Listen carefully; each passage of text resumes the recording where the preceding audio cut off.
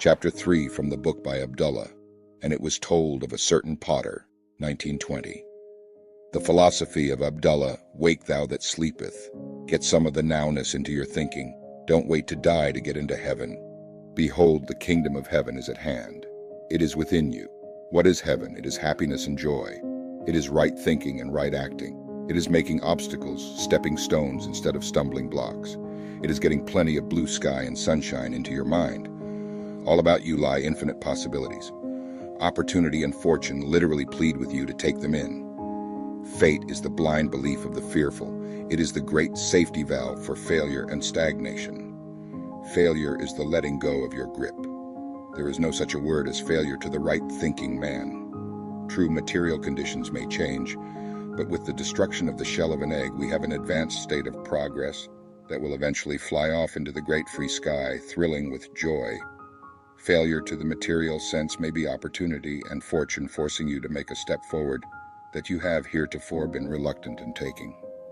Don't lose heart because you are down and out. You can always start over.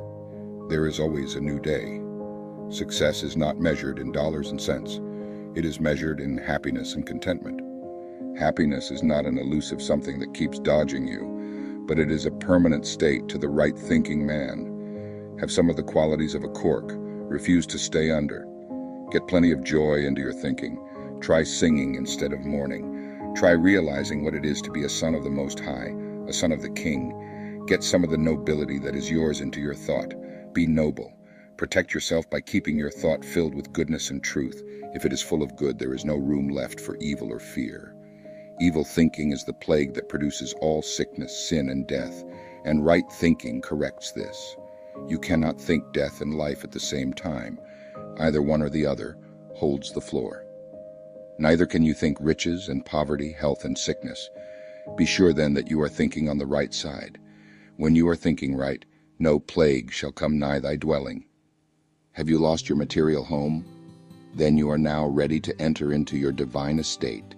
And as the synonym for home is happiness, not house, and happiness is a state of mind, you find yourself already established in your new abode, which is filled with large courts wherein you may walk in peace. This kind of home is under the shadow of his mighty wing. The losing of a material home is like the dropping off of the cotyledons of a tiny plant. The plant has lost nothing in parting with this impedimenta, but is free and ready to grow heavenward. Have you lost your best friend?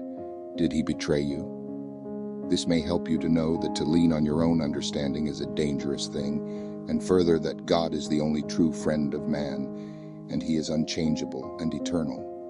Neither does he call for special favors, loans, etc., but only for fair thinking about him. Have you lost your fortune? All substance is his, and the fact that you are his perfect child gives you ample supply. He is responsible for your sustenance. You can of yourself do nothing. You did not ask to come here. He placed you here, and he will provide. He is able to do all things and to prepare a table before you in the presence of your enemies, in the presence of want. Plant your grain of mustard seed, faith, and watch it move mountains, doubts and fears. When you act as one having authority. Put on the full armor of God. Don't imagine that because you have a sword in your hand you are safe. Put on the helmet of right thinking, the breastplate of righteousness. Be shod with the preparation of the gospel.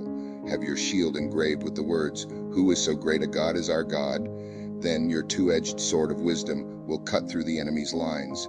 Patience must have her perfect work. Remember that it takes repeated good thoughts to accomplish. One good, strong thought, offset by the rest of the day in evil thinking, will not accomplish results for good. Remember that the walls of Jericho did not fall down the first time they were encircled, but they did not give up, knowing that when good thoughts enough were directed against it, that it would crumble away, and it did. Do you suffer because your grandfather ate sour grapes? He's the one that should have suffered for that, and not you. You probably, out of your own good wisdom, would have selected sweet grapes. Don't let the stupid law of heredity bind you. Put it to flight with the powerful command, "Call no man your father, save God." What belief of inherited sin or sickness can withstand this?